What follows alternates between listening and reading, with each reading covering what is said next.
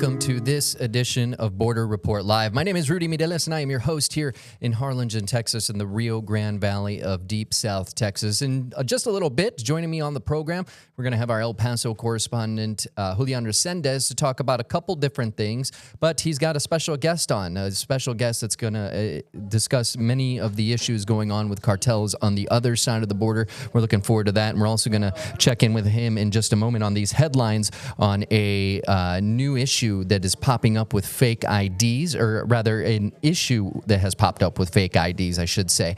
But first, let's take a look at some of the other stories making headlines across the border, starting with Chicago. Illinois and Chicago political leaders are raising alarms over President Donald Trump's threat to deploy National Guard troops to the city. Earlier this week, Illinois Governor J.B. Pritzker said, quote, "There is no emergency in Chicago that calls for armed military intervention. There is no insurrection," end quote. Federal immigration enforcement agencies are preparing to descend on Chicago next week as part of a crackdown on immigration. This will be similar to the operations in Los Angeles and Washington, D.C. The White House officials did confirm to our partners at News Nation. This morning, Border Czar Tom Homan said, quote, "A large contingent of ICE officers would be sent to Chicago, but he would not confirm how many." Homan said federal agencies would also target New York City, Portland, and other Democratic-led cities after Labor Day. And staying in Chicago, Homan also confirmed that the U.S. Naval Station Great Lakes, that's where Navy recruits actually go to do their basic training, located near the Illinois-Wisconsin border, would be used as a hub for ICE agents. The Trump administration has begun talks on housing ICE agents at the naval base to support immigration enforcement efforts in Chicago. The Chicago Sun-Times has reported that the 1,600-acre naval base also has been approached about housing National Guard troops as part of President Trump's plan to send troops to Chicago. A spokesman for the base said they have not received any official requests to support the troops. In other news, the federal government seized 2 internet domains and a blog being used to sell fake IDs, including bogus New Mexico driver's licenses. In 2022, they began investigating a company called Verif.Tools, allegedly involved in a conspiracy to steal cryptocurrency accounts. The Netherlands-based company allegedly offered to make fake passports, driver's licenses, and other forms of ID for as little as $8.99. And I want to bring in our El Paso correspondent, Julian Resendez. Now, Julian, you've been following this situation. Fill us in on the details here. Rudy, everybody talks about the dark web and the things that you can get in the dark web that are illegal. In this case, the U.S. Attorney's Office this morning alerted us to a joint investigation, the conclusion of a joint investigation between themselves and the government of the Netherlands. And it has to do with a group of people, a gang, if you would, who was operating this website under various URLs or domains. And they were pretty much offering fake identifications for various purposes, but primarily for people who wanted to engage in illegal activities such as bank fraud or phishing or just fraudulent representation. Also, there were some cases that involved just minors just wanting to get an ID so they could get to a bar. So this was pretty sweeping. I'm told that it's a massive operation with profits estimated in the millions of dollars.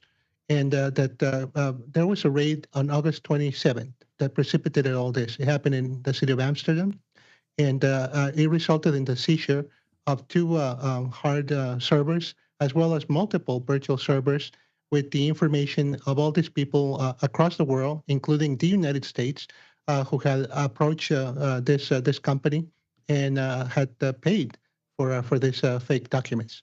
It's a sweeping investigation that got close to home here in New Mexico when the FBI discovered, whoa, there's some. They're also manufacturing driver's licenses with the state of New Mexico logo and characteristics.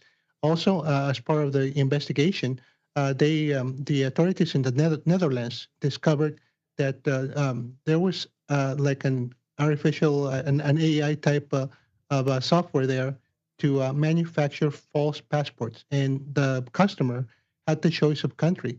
In one of the images that we have, you can see the option for getting a Mexican passport, which obviously would also impact the border. Yeah, interesting stuff. Now, you did mention that they found a lot of folks had been using this website, American citizens.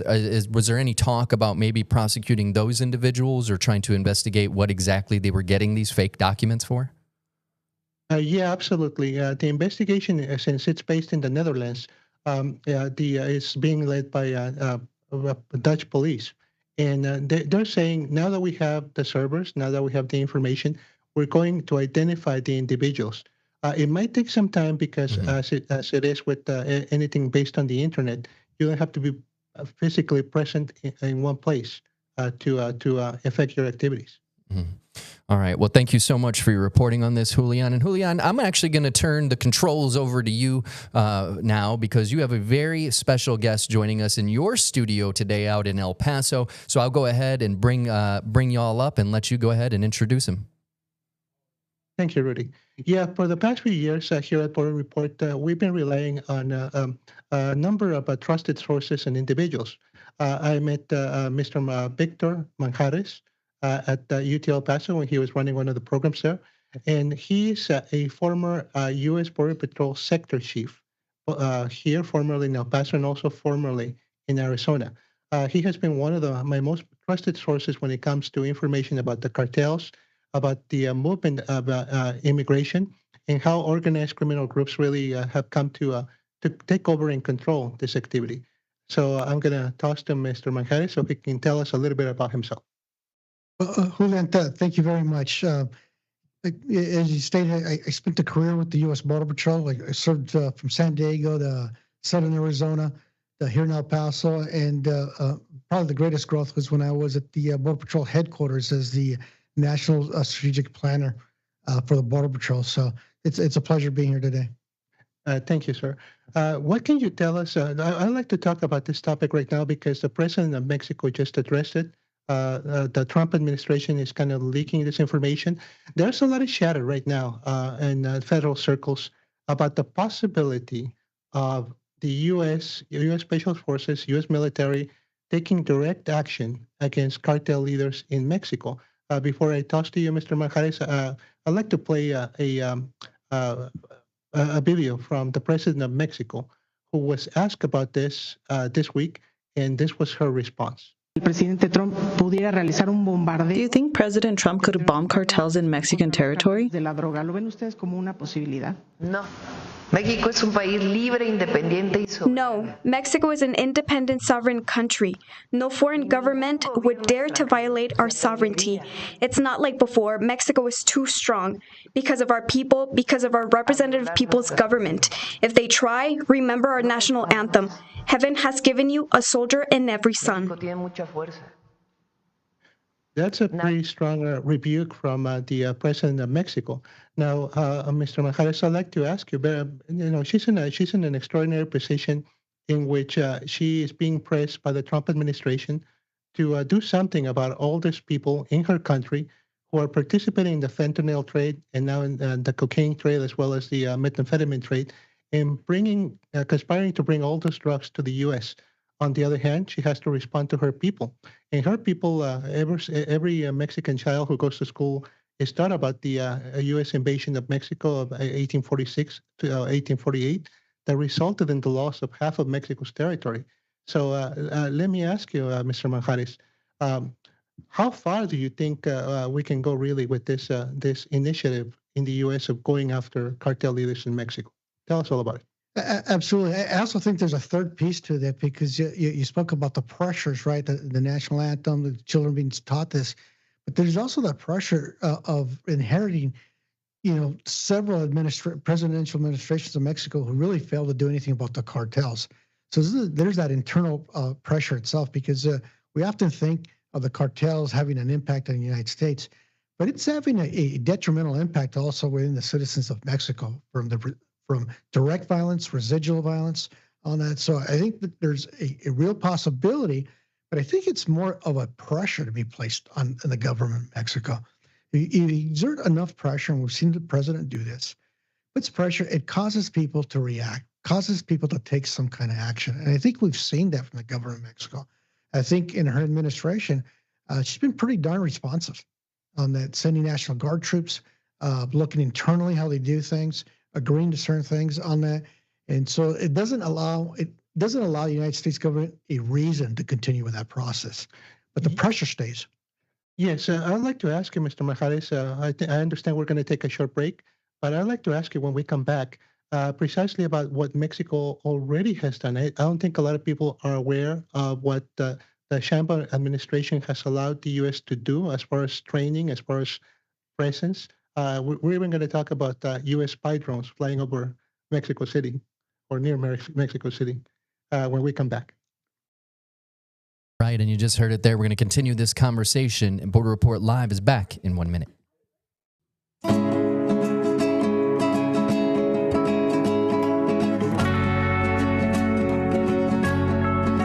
Welcome back. My name is Rudy Mireles here in Harlingen, Texas, but I'm going to send it right over to Julian Resendez in El Paso. Thank you, Rudy. Earlier this year, we saw the Trump administration announce some very severe economic sanctions in the form of tariffs to Mexico. And one of the threats, one of the reasons for those tariffs was that President Trump wanted Mexico to do something about the massive fentanyl trafficking in the U.S. in the past few years, as well as the continuous trafficking or passing through of migrants to the country.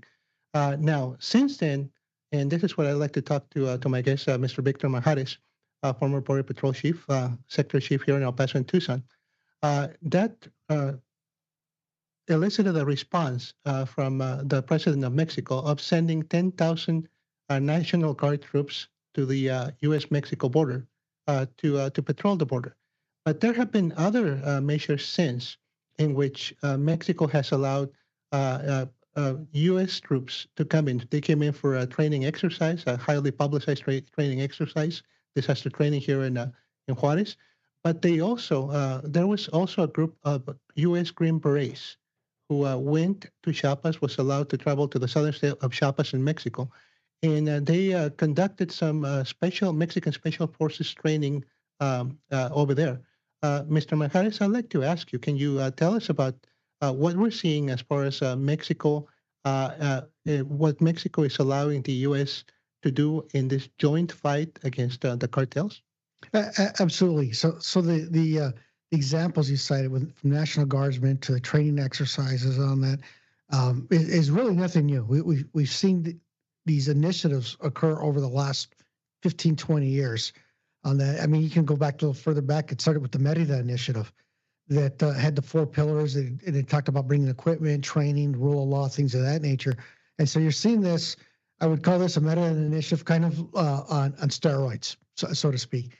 On that, so it's seen the National Guardsmen being deployed to the northern border from the government of Mexico. The last time you saw the military personnel moved up like that, it was during the 2007, 2008 with the cartel wars here in Juarez. The difference, though, the focus isn't in the city of Juarez. It is the protection of the northern border of Mexico on that, which I think is pretty significant. And having the training exercises, again, the last 35, 40 years, that's really not anything different. Now, the frequency might be at a faster rate, and that might be due to the direct pressure of terrorists and the threats of having forces come up. But let's not forget, though, something that's not spoken of often, it's the sharing of intelligence, and that allowing others to benefit from our intelligence gathering techniques, systems, and processes. I'll give you a great example. In 2010, when Juarez was really in the grips of the cartels, they needed intelligence assistance. So on behalf of a request by the Mexican government, they had drones flying over Juarez, collecting data and information that was being directly fed into Mexican law enforcement and the military to actually pinpoint cartel members on that. So I can't imagine that that's not happening now. If it was happening back then, if we're looking at what's going on now, it is a great way to be cooperative and be strong for your own country, right? Saying that you're not allowing Mexican or American troops to come to your country to do your job on that, but and at the same time satisfying the requirement or the request by the U.S. government to try to do something on that. I think you're seeing an impact on that now. Yes. Speaking of drones, we've had reports earlier this year of American spy drones flying over the coast of Culiacan, the state where the Sinaloa cartel is based. I'm sorry, that's Sinaloa. Yeah, we've seen drones flying off the coast of Sinaloa. And recently, very recently, we got reports of American drones flying in the vicinity of Mexico City as well. Can you talk about that? Yeah, it's again, those aren't done without the approval, and usually upon the request of the Mexican government to do that. And that's just simply because the ability and the technology that's available to the U.S. We make great investments in terms of our intelligence gathering apparatus and intelligence community, that's usually tied into the military, but there's other agencies involved with it, the DEA, for example. And so that is not surprising. On that, what it is surprising that it is better known or better known now than it was before. If we're not going to see U.S. missile strikes on cartel leaders, can you kind of tell us what we can expect to see as far as U.S.-Mexico law enforcement cooperation against the cartels in the coming weeks or months? I see the continuation of the training. It wouldn't surprise me if there's advisors along with the strike groups that come in. And I mean advisors, it's actually Mexican government officials carrying out the action, but these advisors on the ground might be intel analysts, might be operational analysts that can control technology that's not on the hands of the Mexican government to direct these operations. And the key on that is, one is to be effective, right? To go after your named targets, because they normally don't go in there hoping to get someone. They have a good idea someone's located there, and they have good intelligence to do that, and they want to do that safely as possible, not only for the law enforcement military personnel doing this, but the surrounding public. If you start seeing Mexican public citizens getting injured in these operations, then I think that's when it becomes problematic for the government of Mexico and the president to kind of stop this. Yeah, finally, on this topic, Mr. Manjarrez, do you, with all this cooperation and all this pressure from the U.S., do you foresee some major action in coming weeks against top cartel leaders, maybe Mencho, the leader of the Jalisco cartel, or the remaining sons of Chapo Guzman in Sinaloa? I think if given all the leadership that's out there, I think the primary target or the most desirable target is the Jalisco cartel, Jalisco Generation cartel. As you know, they're just about every state of Mexico, in most states, if not all of them. They're the most violent. They're the most predatory. And then they're the ones that are pushing the most narcotics. And quite frankly, they control most of the criminal enterprise in Mexico. And so it would not surprise me on that, but I don't see direct action by the government, U.S. government. I think it's going to be an advisor-led role, an intelligence-led role, and using technology. All right. Rudy, we're going to take another break in a little while. When we come back, we're going to talk about the other aspect of U.S.-Mexico law enforcement relations, and that is what's happening with migration, with the cartel involvement in migration. But I wanted to know if you, Rudy, have any questions for our guest today? I've got lots of questions, but I'll let you get through yours first, and we'll do those after the break. We are going to continue our conversation with former Border Patrol Chief for the El Paso sector and adjunct professor at the University of Texas, El Paso, Victor Manjarrez, when we come back.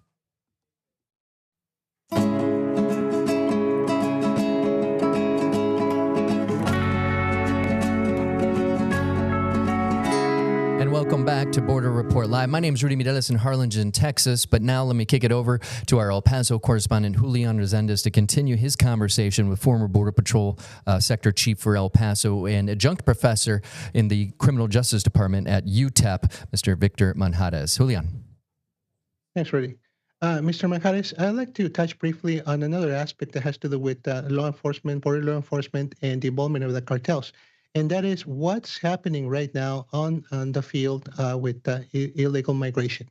We know that there's still some encounters here in El Paso. We're down to about maybe 40 encounters per day, perhaps even less. But we know that the cartels are still running stash houses on both sides of the borders. We get the reports of prosecutions, of arrests, and we get the reports from Juarez, Mexico, of stash houses, people in really bad shape being rescued from stash houses. Can you tell us what's going on right now? What are the cartels doing with this part of their business now that the Trump administration has severely shut down the border. Well, what's interesting now is the with the focus on the border, right? On the, and the lower numbers, it's allowed the Border Patrol to do something they haven't been able to do or capable to do the last several years.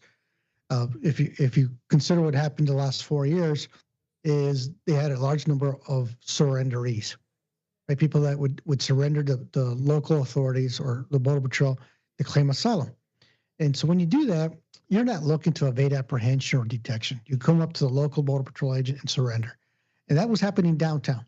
And so what happens to a sector that when that happens is they have to collapse their operations from the flanks.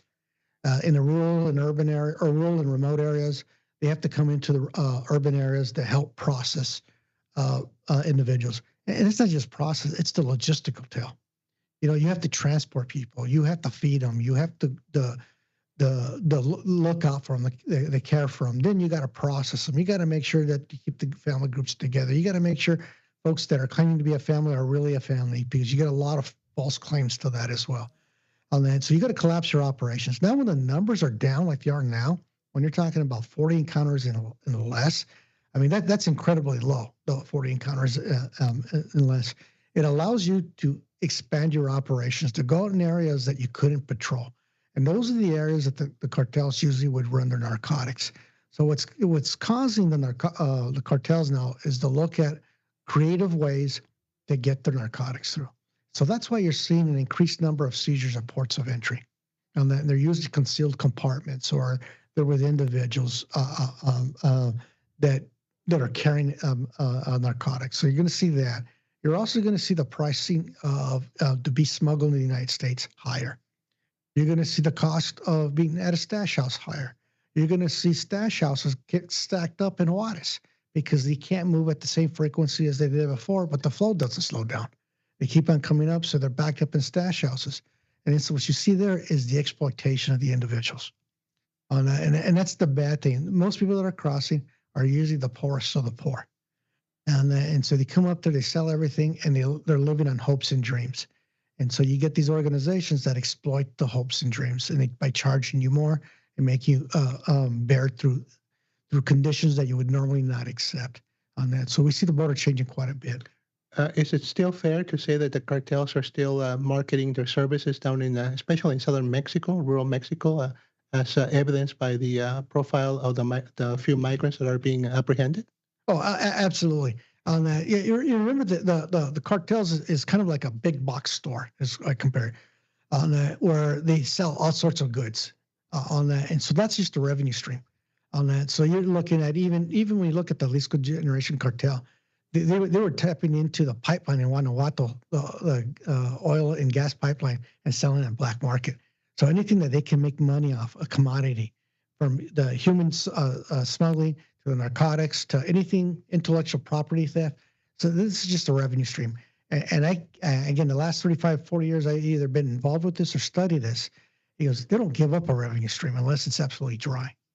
You're right. Rudy? And I do have one question for you, sir. You know, we were talking about what happens when we see that sudden influx of migrants coming to the border, those self-surrenders.